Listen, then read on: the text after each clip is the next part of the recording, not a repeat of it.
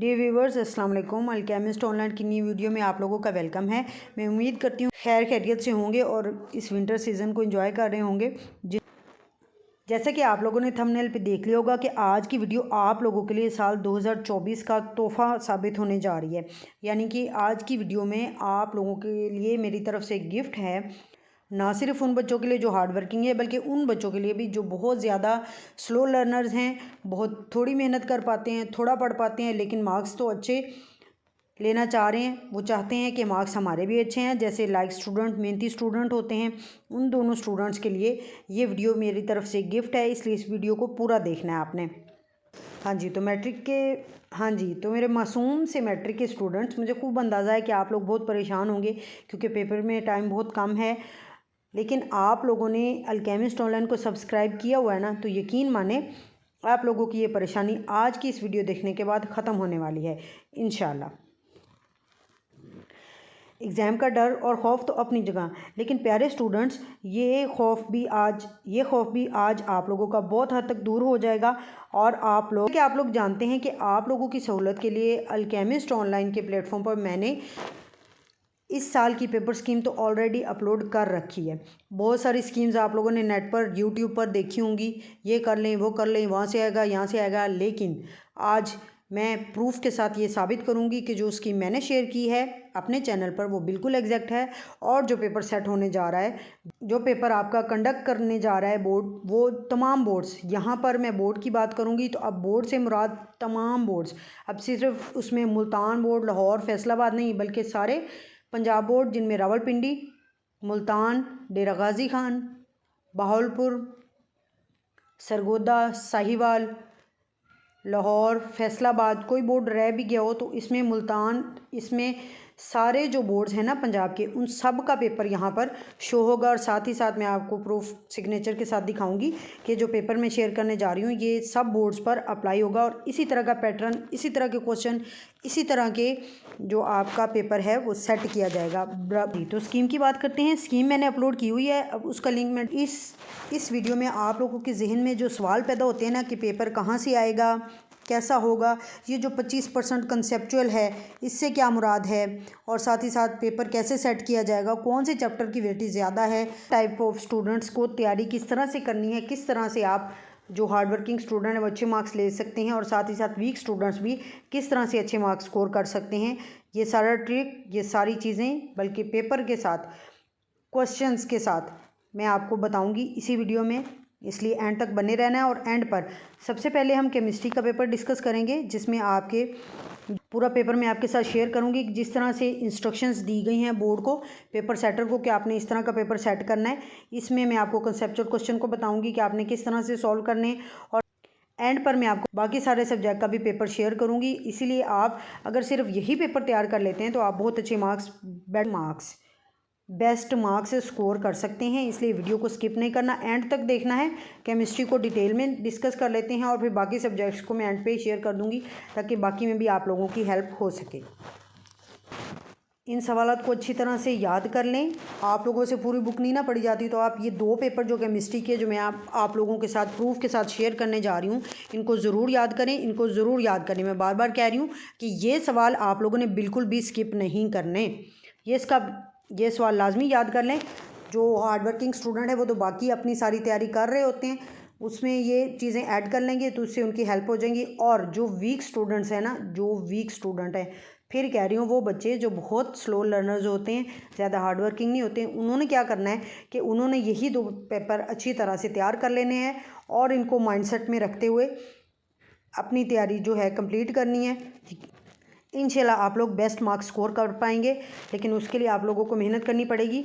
जो 2 पेपर दिए हुए हैं ये आप लोगों ने लाजमन याद करने हैं क्योंकि ये बोर्ड की तरफ से शेयर किए गए हैं। इस तरह का पेपर आएगा, पेपर पैटर्न आप इसको यूँ समझे कि आपके मॉडल पेपर्स हैं ये, यानी इस तरह का पेपर आपका बनाया जाएगा। अब इस तरह से मुराद ये है कि ये जो क्वेश्चन यहाँ पर दिए हुए हैं ना, यही क्वेश्चन, इसी से रिलेटेड क्वेश्चन, इन्हीं चैप्टर में से इसी तरह के सवालात बनाए जाएंगे। इसलिए ये पेपर आप लोगों ने पूरी वीडियो ध्यान से देखनी है। और एक और बात, ये 10th क्लास की वीडियो है। इसी के बाद मैं आपके साथ 9th क्लास की शेयर करूँगी, जिसमें 9th क्लास के भी बोर्ड के पेपर मॉडल पेपर जो है मैं शेयर करूंगी। आपने इसी तरह से अपनी तैयारी करनी है और अपने बेस्ट मार्क्स स्कोरिंग का जो गोल है उसको अचीव करना है। इसको डिस्कस कर लेते हैं। सबसे पहले यहाँ पर जो MCQs हैं 12 MCQs हैं। हर MCQs का 1 नंबर होता है। जैसे आप लोगों को ऑलरेडी आप लोगों के नॉलेज में है कि 12 नंबर के MCQs होते हैं। अब यहाँ पर होते हैं, कह रहा है कि जब PCl3 रिएक्ट करता है Cl2 के साथ तो PCl5 बनता है। इक्विलिब्रियम मिक्सचर में क्या होगा? इक्विलिब्रियम मिक्सचर में क्या होगा? दोनों ही मौजूद होंगे, क्योंकि इक्विलिब्रियम में हमने पढ़ा है कि रिएक्टेंट्स और प्रोडक्ट्स दोनों ही मौजूद होते हैं, बल्कि दोनों की कंसंट्रेशन बराबर। इसमें आपका सी ऑप्शन करेक्ट है, क्योंकि जब PCl3 और Cl2 रिएक्ट करते हैं तो उससे जो प्रोडक्ट बनता है वो बनता है PCl5। फिर क्या होता है कि PCl5 दोबारा से टूटकर रिएक्टेंट्स में कन्वर्ट हो जाता है, जिसमें Cl2 PCl3 दोबारा से बनते हैं और इसी रिएक्शन मिक्सचर के अंदर PCl5 भी मौजूद होता है। सी ऑप्शन इसका करेक्ट ऑप्शन है। दूसरा जो ऑप्शन है, एसिटिक एसिड का कॉन्जुगेट बेस क्या है? कॉन्जुगेट बेस कैसे बनता है? एसिड जब हाइड्रोजन दे देता है तो वो कॉन्जुगेट बेस में कन्वर्ट हो जाता है। एसिड जब प्रोटॉन दे देता है तो कॉन्जुगेट बेस में कन्वर्ट हो जाता है। तो इस तरह से यहाँ पर इसका जो कॉन्जुगेट बेस बनेगा CH3 double bond O negative. A option इसका करेक्ट ऑप्शन है। नेक्स्ट इज दर्ज झैल में से कौन सा लिविस एसिड है? लिविस एसिड जो प्रोटॉन लिविस एसिड होते हैं जो इलेक्ट्रॉन का पेयर एक्सेप्ट करते हैं, इलेक्ट्रॉन का पेयर एक्सेप्ट करने की सलाहियत रखते हैं। यहाँ पर आप अगर मॉलिक्यूल्स में देखें तो BF3 जो लिविस एसिड का तौर पे लिविस एसिड है, क्योंकि ये इलेक्ट्रॉन एक्सेप्ट करने की एबिलिटी रखता है, इसलिए यहाँ पर बी ऑप्शन करेक्ट ऑप्शन है। वो कोयला जिसमें 60% कार्बन होता है, पीट। ए ऑप्शन इसका करेक्ट ऑप्शन है। और इसमें से कह रहा है कौन सा फैट सॉल्युबल विटामिन है? इसमें vitamin A and vitamin D जो है ये करेक्ट ऑप्शन है। ये दोनों फैट सॉल्युबल विटामिन होते हैं। इनमें से कोई एक अनसैचुरेटेड हाइड्रोकार्बन है। अनसैचुरेटेड हाइड्रोकार्बन जो होते हैं उनमें डबल बॉन्ड होता है, लेकिन यहाँ पर आप देखें आपको डबल बॉन्ड कहीं भी नज़र नहीं आ रहा।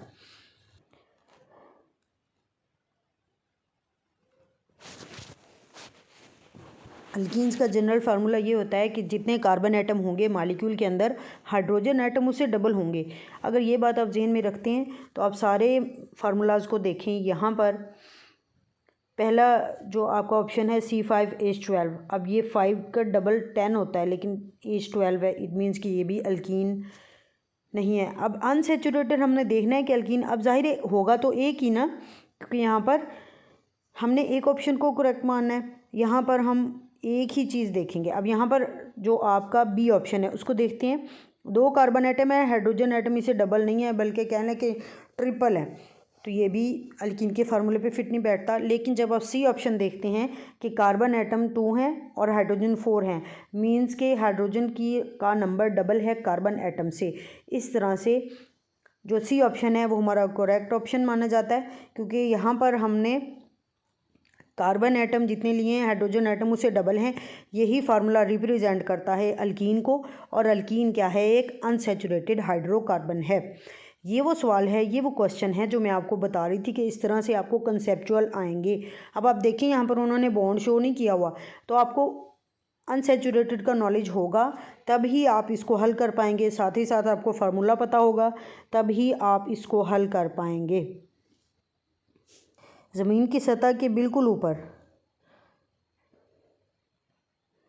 कौन सी लेयर होती है? Thermosphere, troposphere, mesosphere, stratosphere. Troposphere पहली लेयर है एटमॉस्फेयर की जो ज़मीन की सतह के ऊपर पाई जाती है। नेक्स्ट MCQs इज़ पानी की टेम्पररी हार्डनेस की वजह क्या है? पानी की टेम्पररी हार्डनेस, अब देखिए हार्डनेस 2 तरह की हमने पढ़ी थी, परमानेंट और टेम्पररी। यहाँ पर वो पूछ रहा है कि टेम्पररी हार्डनेस की वजह कौन से आइंस हैं। तो आपने यहाँ पर देखना है कि हार्ड वाटर के जो आइंस होते हैं जो वाटर को टेम्पररी हार्डनेस देते हैं उनको हम क्या बोलते हैं? वो कार्बोनेट्स पैदा करता है, मैग्नीशियम कार्बोनेट भी करता है। लेकिन साथ ही साथ हमने पढ़ा था कि कार्बोनेट्स और बाइकार्बोनेट्स बाइकार्बोनेट्स भी वाटर की टेम्पररी हार्डनेस का बायस बनते हैं। तो यहाँ पर बाइकार्बोनेट एक ही है जो कि है ऑप्शन डी, इसलिए हम इसको एक ऑप्शन, क्योंकि हमने कंसीडर करना होता है, एक को टिक करना होता है, इसलिए आपने डी ऑप्शन पर टिक कर देना है, क्योंकि बाकी दोनों भी करेक्ट हैं ये, लेकिन इन दोनों में से आपने किसी एक को टिक करेंगे दूसरा गलत हो जाएगा, इसलिए हम बाइकार्बोनेट पे जाएंगे, क्योंकि बाइकार्बोनेट का भी ऑप्शन हमारे पास मौजूद है। नेक्स्ट ऑप्शन ये है, वो बीमारी जिसकी वजह से दांत और हड्डियां ख़राब होती हैं। फ्लोरोसिस की वो बीमारी है जिसमें आपके दांत और हड्डियां दोनों ही मुतासिर होते हैं, दोनों ही ख़राब हो जाते हैं। यहाँ पर करेक्ट ऑप्शन हमारा बी ऑप्शन करेक्ट है।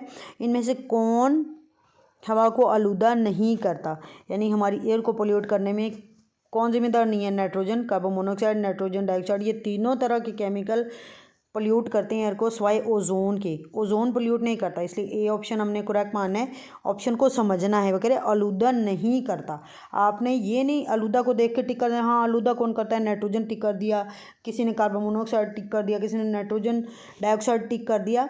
आपने पहले सवाल को अच्छे से समझना है कि वो पूछ क्या रहा है। उसने कहा कि कौन हवा को आलूदा नहीं करता, जो पॉल्यूशन कॉज नहीं करता, उस केमिकल पर आपने टिक करना है। यूरिया का फार्मूला क्या है? फार्मूला सिंपल सा यूँ याद रख लें कि दरमियान में कार्बन मोनोऑक्साइड के दरमियान में CO होता है, एक तरफ NH2, दूसरी तरफ भी NH2 होता है। यहाँ पर जो करेक्ट ऑप्शन है वो सी ऑप्शन है, NH2CO NH2। ये यूरिया का एग्जैक्ट फार्मूला है। सोडियम कार्बोनेट ये वॉशिंग सोडा होता है, सोडियम कार्बोनेट को वॉशिंग सोडा भी बोला जाता है। अगर इसकी जगह पर आपको वॉशिंग सोडा आ जाता है तो आपने वॉशिंग सोडा पे टिक कर देना है। इसलिए यही चीज़ें, यही बातें आपको कॉन्सेप्ट के तौर पे पूछी जाएंगी। आपसे पेपर में इस तरह के कंसेप्चुअल क्वेश्चन आएंगे। तो ये तो MCQs थे जो मैं चाह रही थी कि आप लोगों के साथ डिटेल में डिस्कस कर लूँ, ताकि कोई भी चीज़, कोई भी बात आप लोगों के ज़हन में है, ये कोई भी सवाल कि ये क्वेश्चन किस तरह से बनेगा, पेपर किस तरह से आएगा, इन सवालों के जवाब आप लोगों को क्लियर हो सकें। अब मूव ऑन करते हैं इसके शॉर्ट क्वेश्चंस की तरफ। शॉर्ट क्वेश्चन देखें तो उसी तरह से उसी पेयरिंग स्कीम के साथ जो मैंने आप लोगों के साथ शेयर की हुई है, मैं बार बार कह रही हूँ कि उस वीडियो को जो पेयरिंग स्कीम के बारे में मैंने शेयर किया, आप लोग ज़रूर विजिट करें। बहुत ज़्यादा बेनिफिट होगा आप लोगों को, कम से कम वक्त में ज़्यादा से ज़्यादा तैयारी आप लोगों की मुकम्मल हो सकेगी। अब बहुत ज़्यादा ज़रूरत है स्कीम पर को फॉलो करने की, इसीलिए आप लोगों ने स्कीम के मुताबिक अपनी तैयारी करनी है टू स्कोर बेस्ट मार्क्स। ये शॉर्ट क्वेश्चंस हैं, इन शॉर्ट क्वेश्चंस को देख लें। यहाँ पर मैं आपको बताती चलूँ कि पहला अगर आप पोर्शन देखें ना, तो उसमें डायनेमिक इक्विलिब्रियम कैसे कैंपोजीर होता है ये भी आपको पता है। फॉरवर्ड और रिवर्स रिएक्शन जब इक्वल हो जाते हैं, उनका रेट इक्वल हो जाता है, तो डायनेमिक इक्विलिब्रियम कैंपोजीर हो जाता है। इसमें आप डेफिनेशन लिख देंगे तो इनफ है। नेक्स्ट क्वेश्चन जो आपका ये है जी, कंसेप्चुअल क्वेश्चन। क्या पूछा उसने? बेंजीन के दूसरे कंपाउंड्स को एरोमेटिक क्यों कहा जाता है? बेंजीन और बेंजीन के दूसरे कंपाउंड्स को एरोमेटिक कहा जाता है। ये अगर आप लोगों ने पढ़ा हो, समझा हो, तो उसमें बुक पे तो ये चीज़ नहीं लिखी हुई, लेकिन मैं आपको बताऊं कि बेंजीन और बेंजीन के दूसरे कंपाउंड को एरोमेटिक इसलिए बोला जाता है क्योंकि इनकी ख़ास किस्म की स्मेल होती है जिसको एरोमा बोलते हैं। उसी लफ्ज़ से, एरोमा लफ्ज़ से ही इनको एरोमेटिक कंपाउंड्स का नेम दिया जाता है। इनकी मखसूस खुशबू की वजह से, क्योंकि इनके कंपाउंड जब जलते हैं ना, बर्न होते हैं, या कह लें कि उनको जब हम हीट करते हैं तो उनसे मखसूस किस्म की स्मेल आती है, एरोमा आती है। लातीनी ज़बान में स्मेल को एरोमा बोलते हैं, इसीलिए बेंजीन के कंपाउंड्स को एरोमेटिक कंपाउंड्स बोला जाता है। नेचुरल गैस की अहमियत क्या है, जो घरों में भी यूज़ होती है, फैक्ट्रीज़ में, इंडस्ट्रीज़ में, कमर्शियल लेवल पर भी इसका बहुत ज़्यादा यूज़ है। और इसके अलावा आप लोगों को पता है कि CNG यूज़ की जा रही है, वो भी गाड़ियों व्हीकल्स में यूज़ की जाती है ट्रांसपोर्टेशन के लिए। फंक्शनल ग्रुप की तारीफ़ करो और एक मिसाल दें। अब ये फंक्शनल ग्रुप बहुत ही कॉमन सा क्वेश्चन है कि एटम या एटम का ऐसा ग्रुप जो किसी ख़ास सीरीज़ को एक मखसूस शनाख्त देता है, आइडेंटिटी देता है, उसको हम फंक्शनल ग्रुप बोलते हैं। और इसकी मिसाल आप अल्कोहल की भी दे सकते हैं, ROH। किसी भी फंक्शनल ग्रुप की मिसाल आप यहाँ पे कार्बोक्सिलिक एसिड की भी मिसाल दे सकते हैं। DNA का फंक्शन क्या है? विरासती खुसूसियात का तयन करता है और उसको नस्ल दर नस्ल मुंतकिल करता है।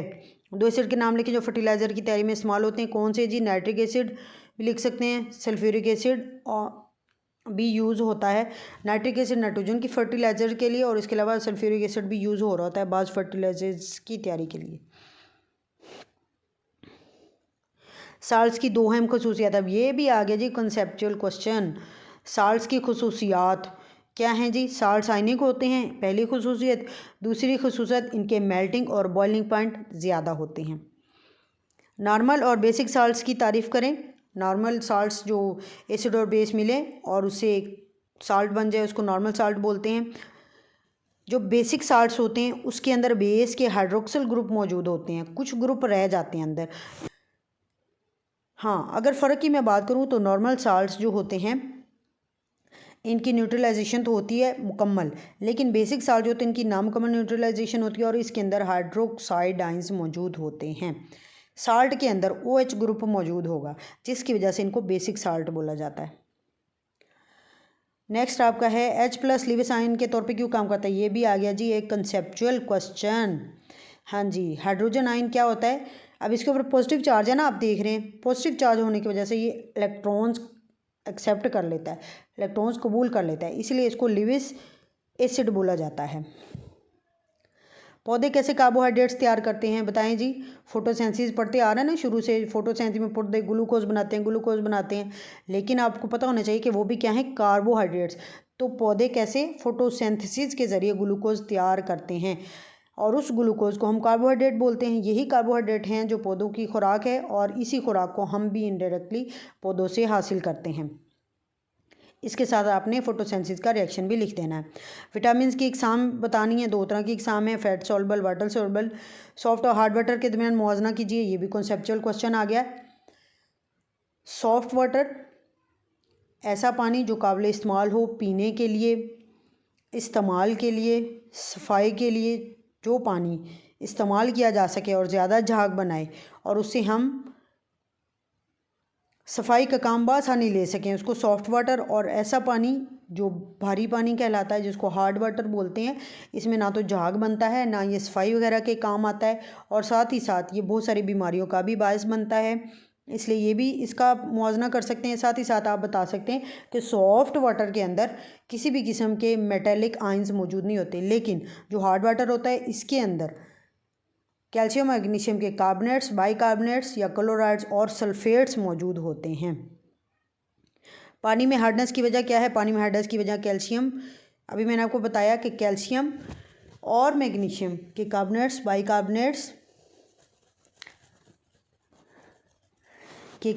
बाइकार्बोनेट्स और सल्फेट्स और क्लोराइड्स मौजूद होते हैं। साल्वेट प्रोसेस का असूल क्या है? साल्वेट प्रोसेस का असूल या आप लोगों ने अच्छी तरह से जिस तरह से बुक में दिया हुआ है वर्ड टू वर्ड वैसे ही याद कर लेना है। पीएच की तारीफ करें। खालिश पानी की पीएच क्या होती है? पीएच क्या है? Negative log of concentration of hydrogen ions. और खालिश पानी की पीएच तो होती ही 7 है। दो एसिड के नाम लिखे जो फूज करने के लिए इस्तेमाल होते हैं।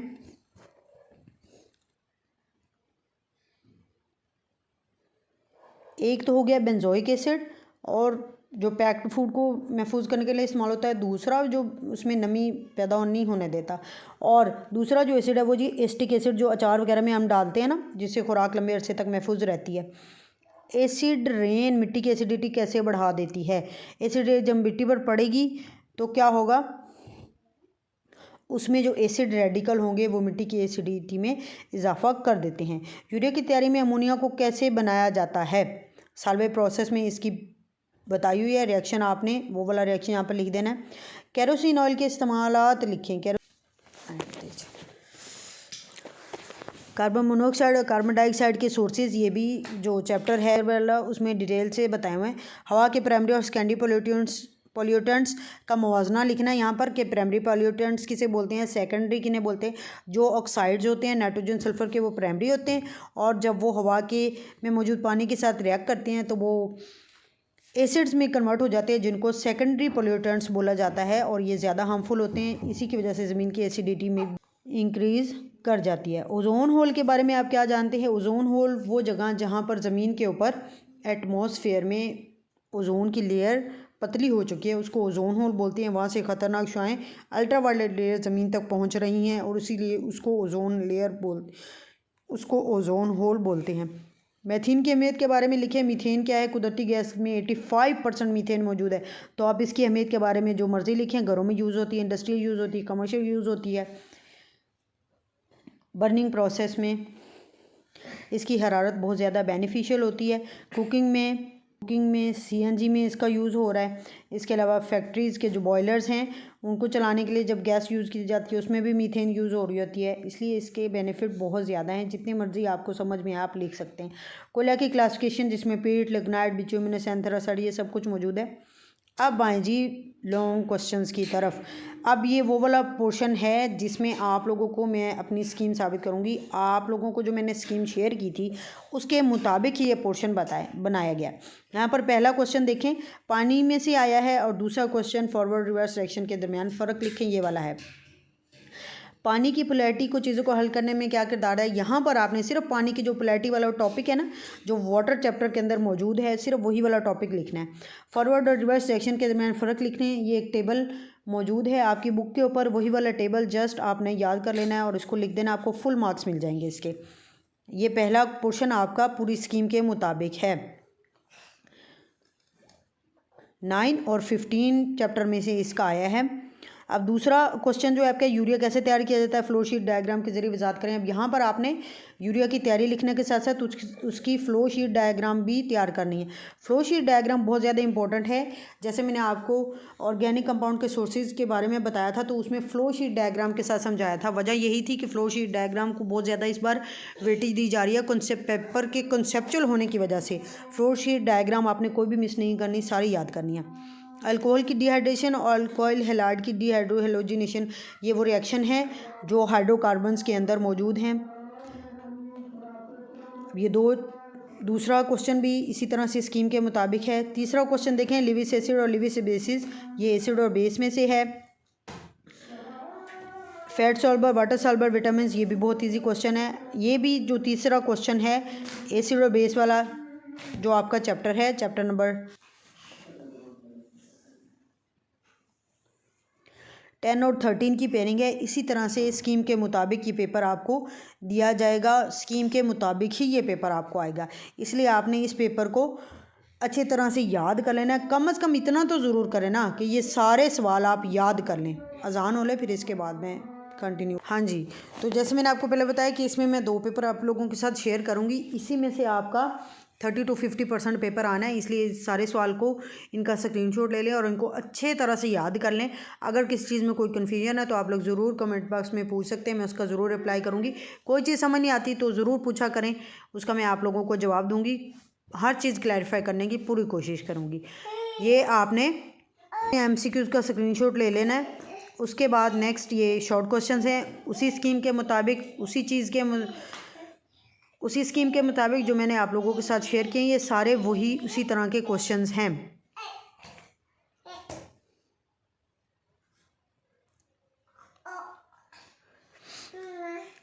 उसी स्कीम को देखते हुए ये पेपर तैयार होगा और इसी स्कीम में से आपका शेयर होगा। बाकी जितनी भी स्कीम इंटरनेट जो भी स्कीम्स आप देख रहे हैं वो बिल्कुल भी वैलिड नहीं है, क्योंकि मैंने जो थ्रू प्रॉपर चैनल मुझे स्कीम रिसीव हुई थी वही आप लोगों के साथ शेयर की थी। और आज मैं आप लोगों को ये प्रूफ दिखा रही हूँ कि ये पेपर आप देखिए, जो पेपर ये तमाम बोर्ड की कमेटी मेंबर्स के एंड पे मैं सिग्नेचर भी दिखाऊंगी, इस पर सब लोगों ने साइन किए। इसी तरह से पेपर आपका सेट किया जाएगा इसी स्कीम के मुताबिक।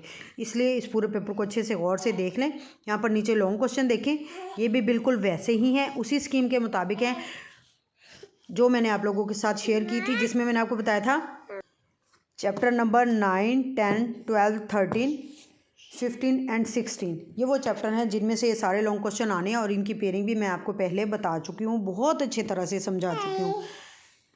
उनको देखते हुए आप लोगों ने अपने पेपर की तैयारी कर लेनी है। अब मैं आप लोगों को बाकी पेपर जो हैं वो दिखाने जा रही हूँ। आप लोगों ने क्या करना है, इनका स्क्रीनशॉट ले लेना है, वीडियो को स्लो मोशन में लगा के स्क्रीनशॉट लेते जाओ और हर पेपर की इसी तरह से अच्छे से तैयारी कर लें। कामयाब होंगे, अल्लाह आप लोगों का हामी नासिर हो। All the best. इसी बात के साथ आप लोगों को अल्लाह हाफिज़ करना चाहूँगी। और अब आप लोगों ने बाकी सारी इसी स्कीम के मुताबिक, इसी मॉडल पेपर के मुताबिक तैयार कर लेने हैं। यानी कि कहने का मतलब ये कि यही वाले सवाल आपने अच्छी तरह से याद कर लेने हैं। अगर आप थोड़ी सी मेहनत करके अच्छे मार्क्स लेना चाहते हैं तो यही वाले सवाल याद कर लें। That's it. वो देखो वो क्या है, वो उठाओ।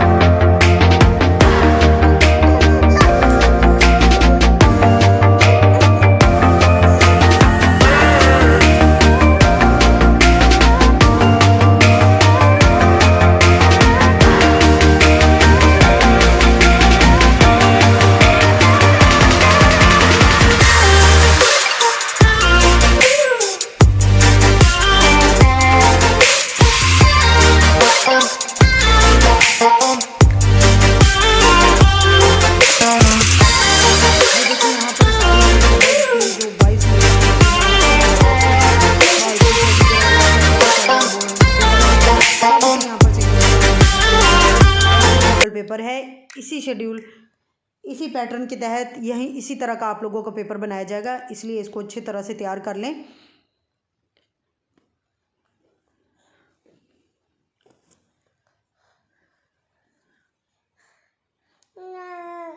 और अपना खास ख्याल रखें। Thank you so much. अल्लाह हाफिज़।